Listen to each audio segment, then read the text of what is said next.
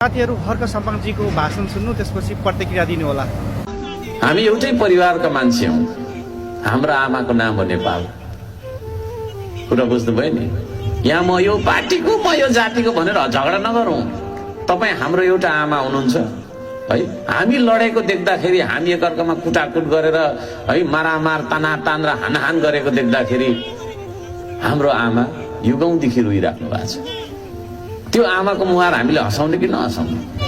यहाँ हाम्रो प्रहरी दाजुभाइहरू बिचारा उहाँ कहाँबाट आउनु भएको मैले ठेगाना सोधेको छुइनँ। कहाँ उहाँको परिवार होला यहाँ आएर उहाँ सुरक्षा गरिराख्नु भएको छ है। यी प्रहरी दाजुभाइहरू हाम्रो दाजुभाइ हो कि होइन? हो है। प्रहरी दाजुभाइको त्यो हुन्छ नि, नेताले गल्ती गर्छ प्रहरीले दुःख पाउँछ। किनभने राज्यको संयन्त्र उहाँहरू एउटा मेसिन जस्तो काम गर्नुपर्ने हुन्छ।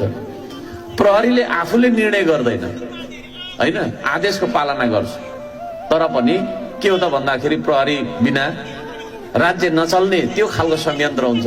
त्यसो भएको कारणले गर्दाखेरि प्रहरी दाजुभाइहरूलाई भन्न चाहन्छु, कति त्यो आन्दोलनमा दुःख पाएको देख्छु। किन गर्नुपर्ने आन्दोलन भन्छु के म चाहिँ, किन गर्नुपर्ने आन्दोलन वाइ?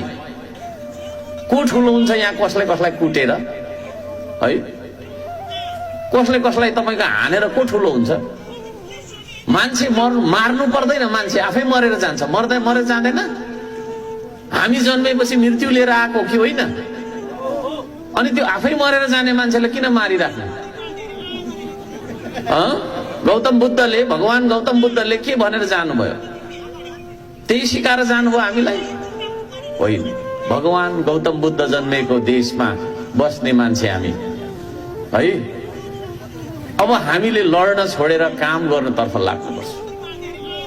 त्यो एउटा शिक्षा पनि हो, श्रम संस्कृति। तपाईहरुलाई लाग्ला त पार्टी रहेछ ठुलो कुरा गर्छ है, यस्तो गर्छ, होइन। अनिकाल छ, अभाव छ। तपाईहरुले हामी सबै मिलेर काम गर्यो भने पो फल्छ त। एउटाले रोपेको बिरुवा अर्को गाएर कुदी गाएर उखेल्ने हैन, एउटाले ल्याउँदै गरेको पानीको पाइप अर्को गाएर काट्ने है। त्यो खालको चरित्र हाम्रो भयो भने हाम्रो देश बन्छ त? बन्दैन।